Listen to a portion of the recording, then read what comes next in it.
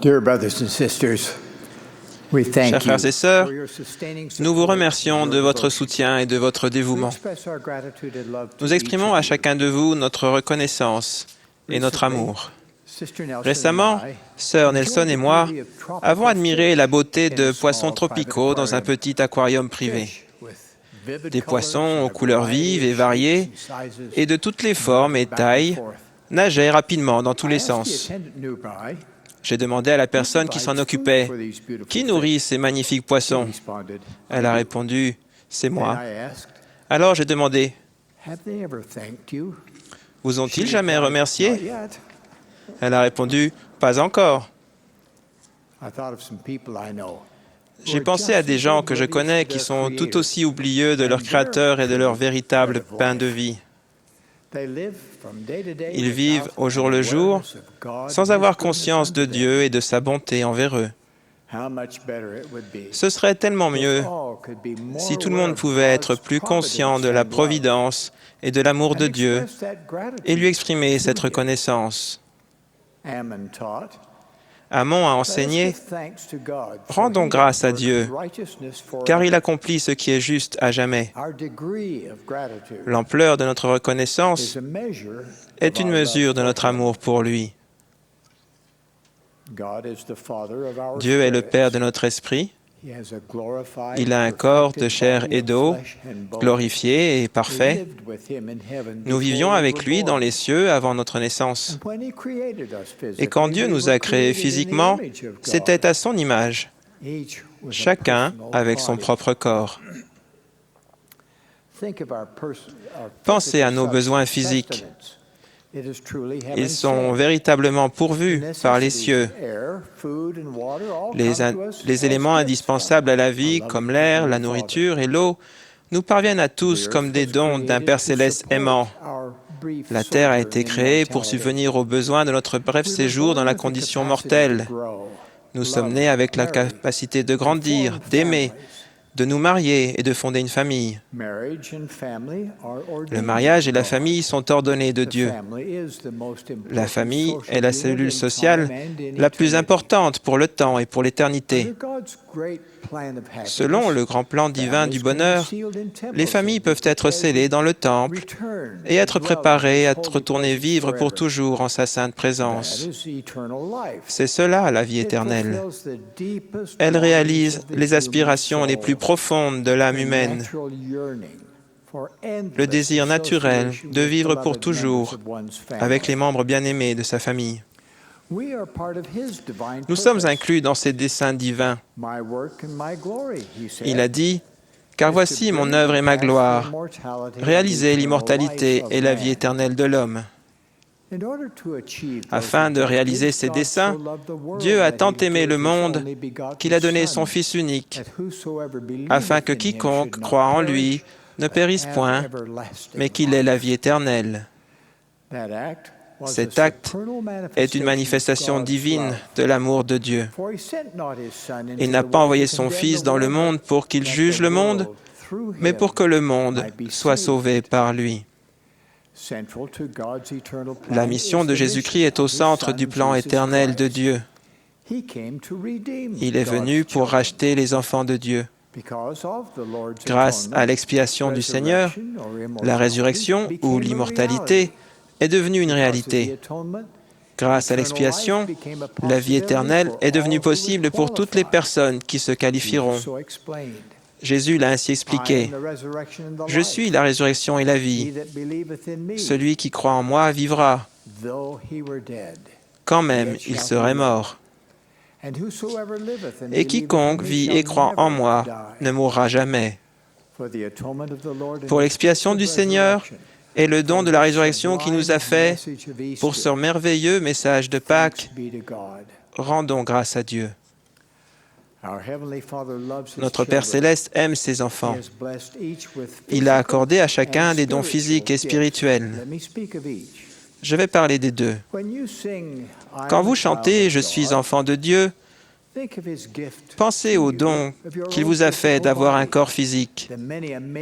Les nombreuses caractéristiques extraordinaires de votre corps témoignent de votre nature divine. Chaque organe de votre corps est un don merveilleux de Dieu. L'œil a une lentille autofocus. Les nerfs et les muscles contrôlent les deux yeux pour fabriquer une seule image en 3 dimensions. Les yeux sont reliés au cerveau qui enregistre ce qui est vu. Le cœur est une pompe fabuleuse. Il possède 4 valvules délicates qui contrôlent la direction du débit sanguin. Ces valvules s'ouvrent et se ferment plus de 100 000 fois par jour, soit 36 millions de fois par an. De plus, à moins d'être endommagées par la maladie, elles peuvent résister à un tel rythme presque indéfiniment. Pensez au système de défense du corps. Pour le protéger, il perçoit la douleur. En réaction à l'infection, il produit des anticorps. La peau apporte une protection. Elle avertit contre les lésions que la chaleur ou le froid excessif peuvent causer. Le corps renouvelle ses propres cellules vieillies et régule le niveau de ses composants vitaux. Le corps guérit ses coupures, ses ecchymoses et ses os cassés. Sa capacité de reproduction est un autre don sacré de Dieu. Souvenons-nous qu'un corps parfait n'est pas requis pour atteindre sa destinée divine. En fait, certains des esprits les plus beaux habitent des corps frêles ou imparfaits. Les personnes qui ont des problèmes physiques acquièrent souvent une grande force spirituelle, précisément parce qu'elles sont ainsi mises à l'épreuve. Quiconque étudie le fonctionnement du corps humain a sûrement vu Dieu se mouvoir dans sa majesté et sa puissance. Comme le corps est gouverné par la loi divine, toute guérison vient de l'obéissance à la loi sur laquelle cette bénédiction repose. Pourtant, certaines personnes pensent à tort que ces merveilleux attributs physiques sont le fait du hasard ou résultent d'un Big Bang qui a eu lieu quelque part. Posez-vous la question, l'explosion d'une imprimerie peut-elle produire un dictionnaire? La probabilité est très faible.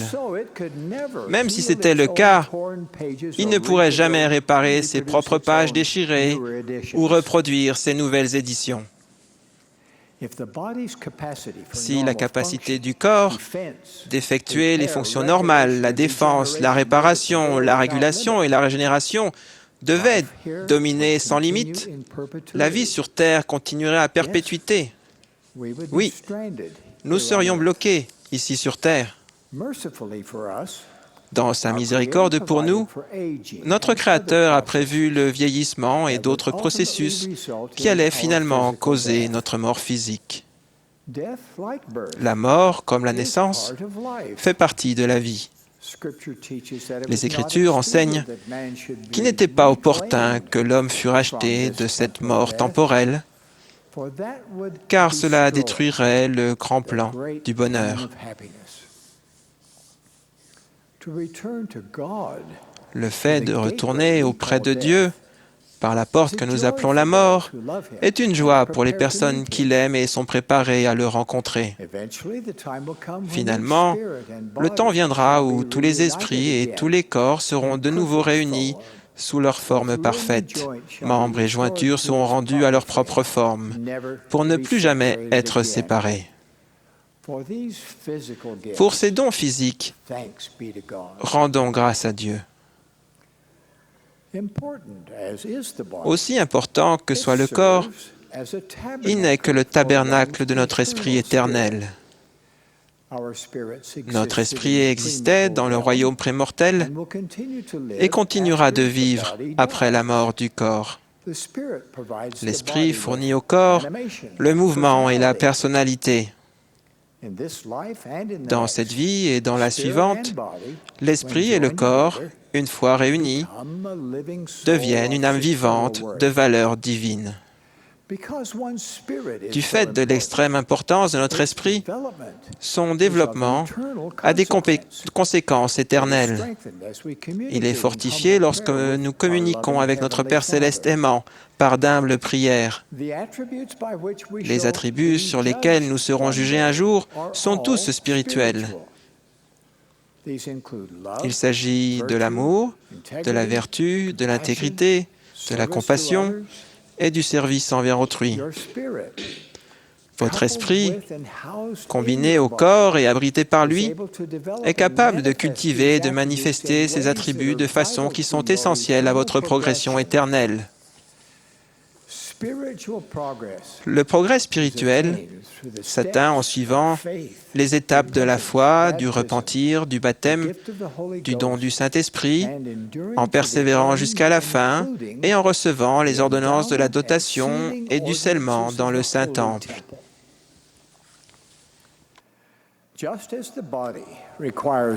Tout comme le corps a besoin de nourriture quotidienne pour survivre, de même l'esprit a besoin d'être nourri. L'esprit est nourri par la vérité éternelle. L'année dernière, nous avons célébré le 400e anniversaire de la version du roi Jacques de la Sainte Bible. Et nous avons le livre de Mormon depuis près de 200 ans. Il est maintenant traduit en 107 langues. Grâce à ces écritures précieuses et à d'autres, nous savons que Dieu est notre Père éternel et que son Fils Jésus-Christ est notre Sauveur et Rédempteur. Pour ces dons spirituels, rendons grâce à Dieu. Nous savons que les prophètes de nombreuses dispensations, comme Adam, Noé, Moïse et Abraham, ont tous enseigné la divinité de notre Père céleste et de Jésus-Christ. Notre dispensation actuelle a été ouverte par notre Père céleste et Jésus-Christ quand ils sont apparus en 1820 à Joseph Smith, le prophète. L'Église a été organisée en 1830.